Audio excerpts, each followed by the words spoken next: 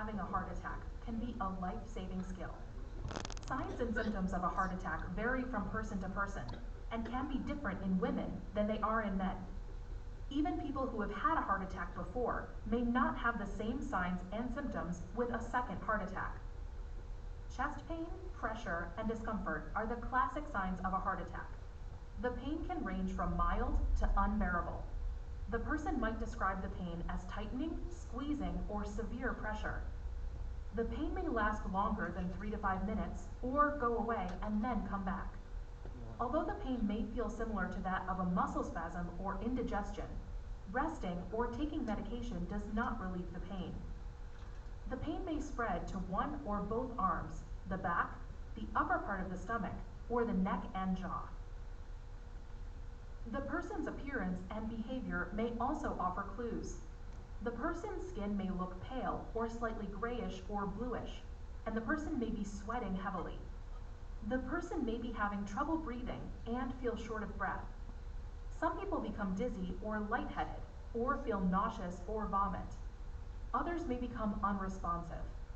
Many people who have had a heart attack say that they felt anxious, like something really bad was happening. Others describe feeling unusually tired for a period of time leading up to the heart attack. Trust your instincts and seek advanced medical care immediately when you recognize the signs and symptoms of a heart attack. Okay, next. So, sabi dito, first aid management is to call for local emergency number or you activate si nurse ninyo. Have the person stop what he or she is doing and ipa-rest ninyo si patient comfortably. Kung pwede siya mulingkod, mahigda, depende kung asa siya komportable. Dili ninyo ipilit.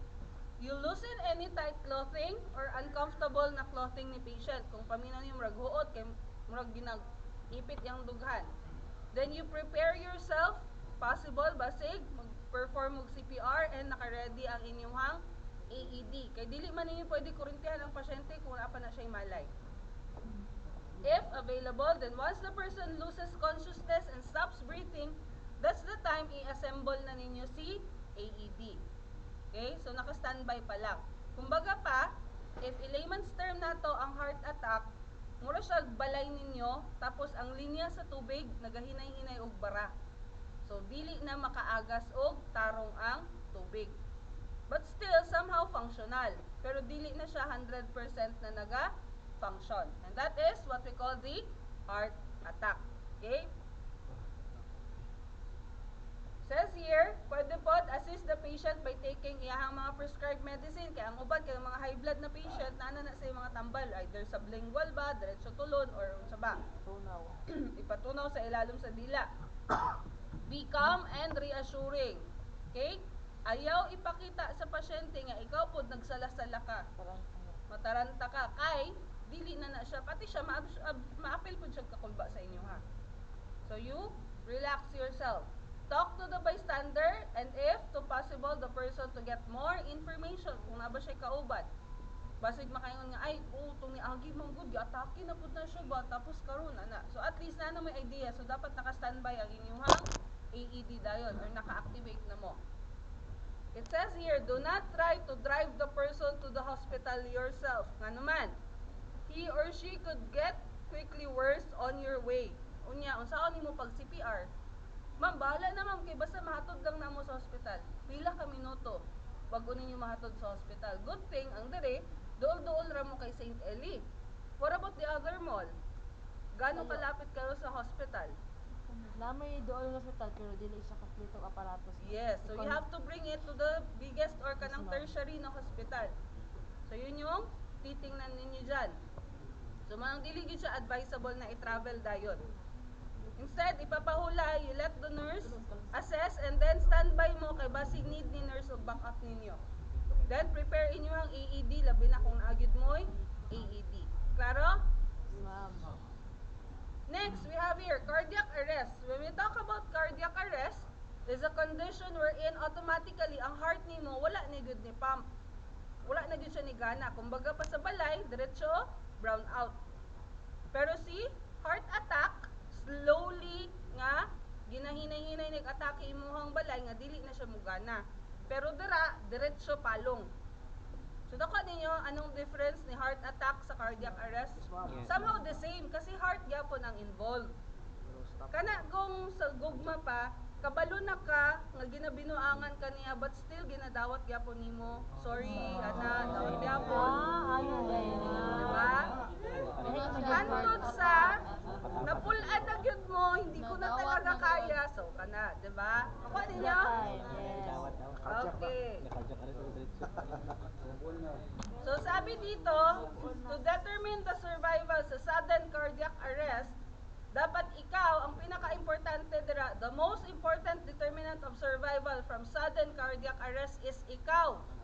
As present or as witness, as nakakita ka, unya trained rescuer ka nga ready ka, og willing ka, og able, og equipped ka nga motabang. Buot pasabot, nakaandam inyong CPR mask, kabalo ka unsa ang proper na pag-perform sa CPR, nga dili ka mataranta kay usahay ang mahitabo during exam, aware sila, kabalo sila, ay inani. Pag abot sa scenario, okay ma'am, patient natin bigla pong nawalan ng malay, ganyan.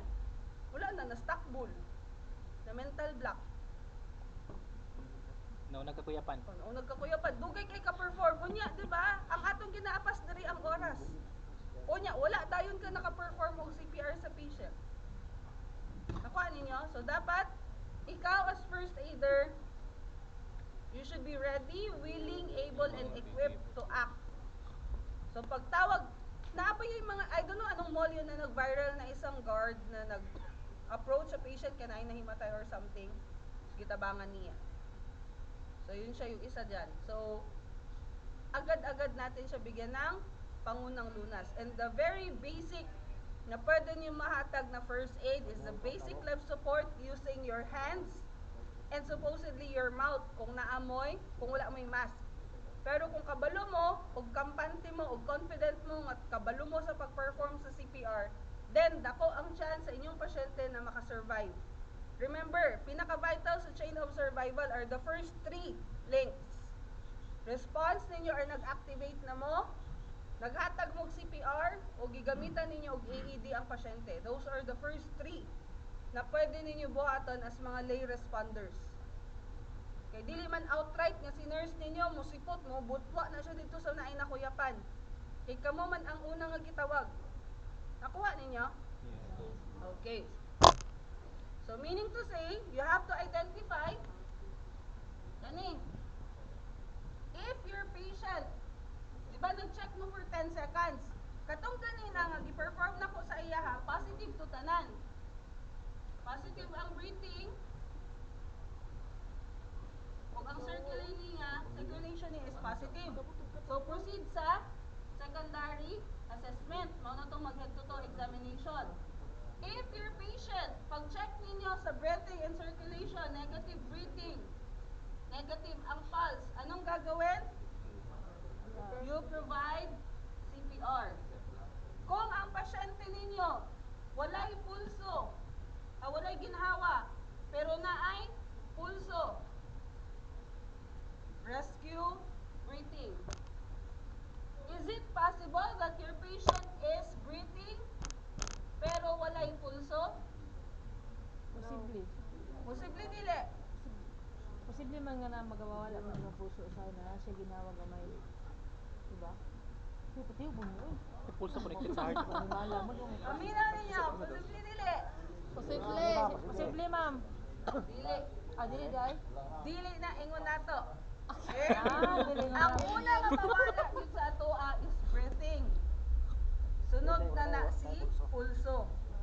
Dili pwedeng mauna si pulso o kawala bago ang ginhawa. Nakuha siya? So very impossible. So kani dayon ang inyong pwede buhaton sa inyong patient. So you have to provide a cardiopulmonary resuscitation. When we talk about CPR, you have to compress your patient's dughan na 30, bugahan nimo kaduha, balik-balikon nimo nagkalima, sulod sa duha ka minuto. Okay? So yan siya ang CPR. It says here, when the heart is not beating,